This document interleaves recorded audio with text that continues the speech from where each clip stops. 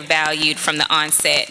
Another avenue of retention is acknowledging the fact that they are a new group member. And I don't know if y'all remember Ken Patterson, and some of you might have come after Ken left, but he used to have this saying, new advocate, new group.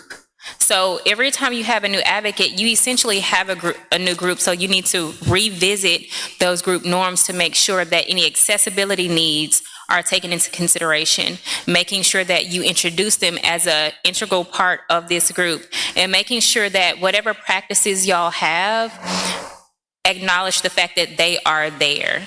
Maybe they need communication in a specific way. That needs to be taken into consideration when they join this group. So always remember, new advocate, new group. Discover with them what they need to be included in order to feel included. So one retention strategy, good one-on-one initial conversations. Second strategy, new advocate, new group. And then I know that when we talk about new advocates with retention, we only focus on the people coming in. But another avenue of retention also acknowledges our warm leads. They are an extension of the group in a way. So retention also means we are nurturing those relationships even though these people aren't in our groups yet, making sure that we constantly are sending out invitations to our warm leads list. That's retention. We don't want to lose that warm interest that's there. We want to keep it at that level. If anything, we want to bring it up. So retention also goes to those who are just on the borderline of joining our group. So we're going to send them actions when available. We're going to send them action sheets. We're going to do touch points at different campaigns like, hey, we're about to start our Action Matters campaign this summer. Hey, we're about to start our first 100 days campaign. I know you showed interest back in February. If you would like to jump in now, here's an opportunity. So that's part of retention as well. So when we're thinking about retention, don't only think about the people who have fully committed to your group. Think about all the people who are just on the verge of doing that, because like we said, we need all the drops in the bucket. We need as many people in this movement as possible. So next steps for you and your group. If you have not already completed a community and partnerships mapping tool, the example that I showed on the screen earlier, I really encourage you to do that. Go through that sheet and think about what groups or organizations in your community might be interested in joining in this work. Now, we are not going to go into those groups or organizations trying to take their volunteer members. They don't like that. That's not what we are going to do. We're going to ask if there's a partnership opportunity, or if you have some advocates or members of your group who would be interested in taking this action alongside us. So next step for your groups in this room is to complete a community mapping tool if you haven't already done that. The next thing we want you to do is to practice your one-on-one conversations, because sometimes, like I said earlier, the reason we don't engage in these conversations is because we don't feel comfortable, or we might just have some hesitance because it's not something that we're used to. But if we start to practice these conversations, make your family members uncomfortable. Be like, I'm just going to have this conversation with you, okay? Practice it with whoever you need to practice it with so that you become comfortable. So practice those one-on-one conversations. And then we're going to review all of these amazing resources that we have. I'm aware you can't click them from the slide, but we will send a follow-up email with these. And a lot of you all are familiar with these resources anyway. It has the community mapping tool. It has one-on-one new advocate meeting handout. So everything that we've looked at together, I'll send you the link so you can access that at any time.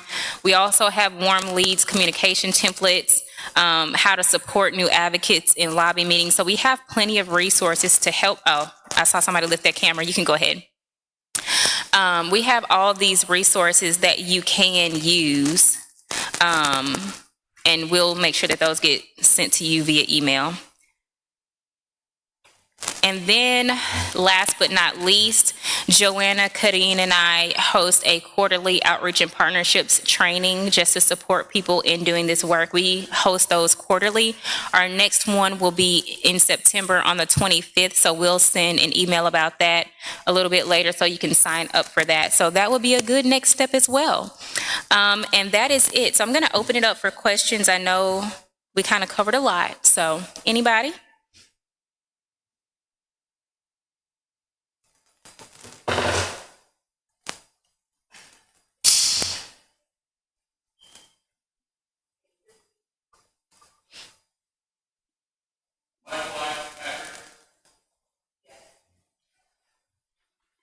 The second mic, that one.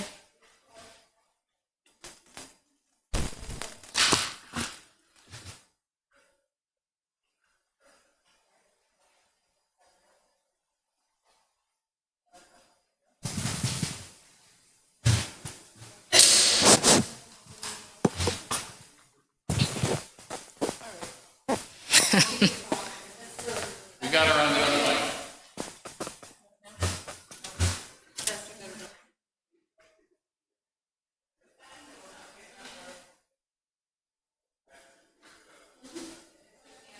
While they're trying to get the mic to work, I want to broaden this a little bit. If you have questions about anything that I said, but also if you have questions, maybe you've had trouble making these tactics work, we can also use this time to talk through that as well.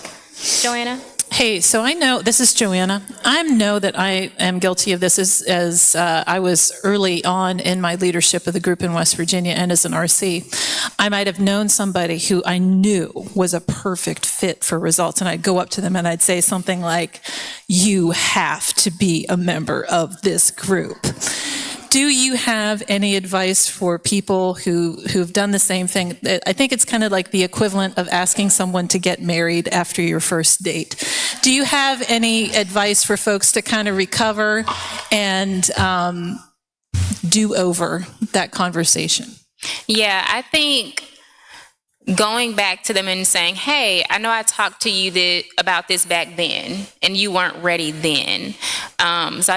I still think you would be an amazing fit. I want to talk about that now. And then now bringing in those best practices for that conversation, talking about why you think they would be amazing, why you think they should join. Is this something they have capacity to do? And also tying in the reason you know they will be amazing, which is their value system basically, and how that ties into advocacy. And also right now, I think it's really important to tie in this moment. We can't afford to have people on the sidelines.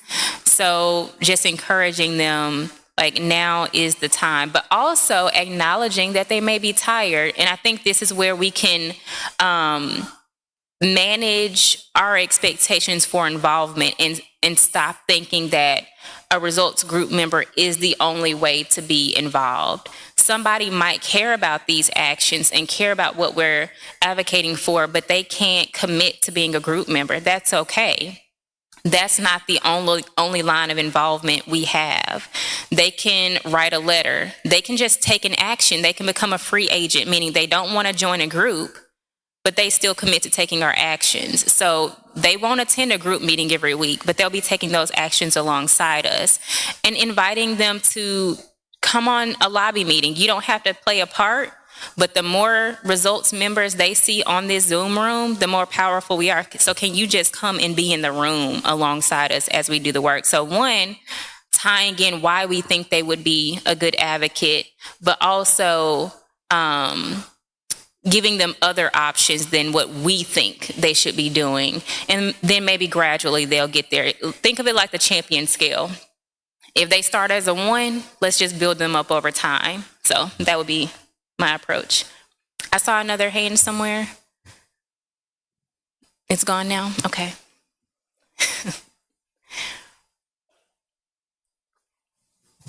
I want to reiterate the advice about having people come, and we have a member of our group, Daisy, who's here today. Where are you, Daisy? Wave your hand. There. And she doesn't come to group meetings, but she comes on every meeting we have with the legislative aide or the member of Congress. So I love that. Yes. I mean, we could use a lot of folks like Daisy. You know, we don't need everyone to come to a group meeting to be an active member of results.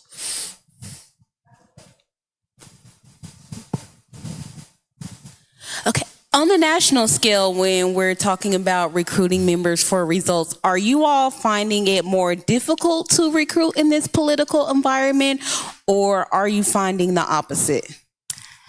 I unfortunately cannot fully answer that question because we, at the start of this year, changed the way we do recruitment. So my numbers wouldn't be comparable. For example, in previous years, we have done recruitment campaigns throughout the year that didn't stop. So this year we changed it. We did a smaller recruitment cycle, and then we funneled them into the new Advocate Training and Action program. So we stopped recruitment. So we only would have numbers for 1 to 2 months versus the whole year. But I can say last year during election season, when people were campaigning for whoever they wanted to win during the election cycle, we saw a very increased number of people wanting to join the movement because they wanted to stop a particular person or get a person in. So did we see an increase during the election season? Yes. So I imagine that if we would have kept our same recruitment schedule, we would have saw an increase of people trying to lend their voices to try to stop what's happening. And we're about to start recruiting again this month, so I'll have a better answer then. Anybody else? Okay, I'll go ahead. That's the hand I saw earlier. I'm a member of a group called the Liberal Ladies Luncheon, and I've shared with them, we meet once a month, and I've shared with them a few times. I gave them the flyers, I talked about results, and I don't think anyone is here from that. And yet they're very active, they're Democrat, like I'm pretty sure everyone's a Democrat. They're very active, they're going on marches and do all this. And maybe it's not a conversation here, but I'd love to figure out how to break the code to get them more involved. I mean, this was an easy event. It's on advocacy and it's free. But it's a lot of the people are seniors and it's a long way to drive from Carrollton, which is where I live, which is like 35 miles away. But is it okay if we call you and, Yeah. If we have a community, I don't know if anybody else is like, oh, wait, there's this one group that I know about and they might be interested. Yeah, absolutely. I'll give you my number.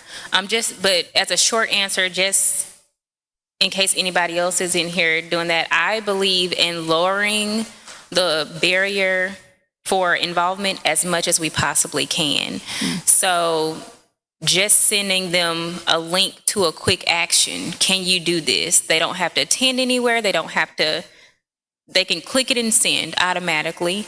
But also, sometimes if we just ask them to come with us rather than them having to plan anything, sometimes that can be a yes. So if I'm already going to this meeting, hey, I'm going here, can I pick you up and you come with me? So whatever it looks like to lessen the resistance barrier or the amount of energy they have to put in. I know that sounds terrible, but sometimes that can increase that. I remember there was an outreach event in Kentucky.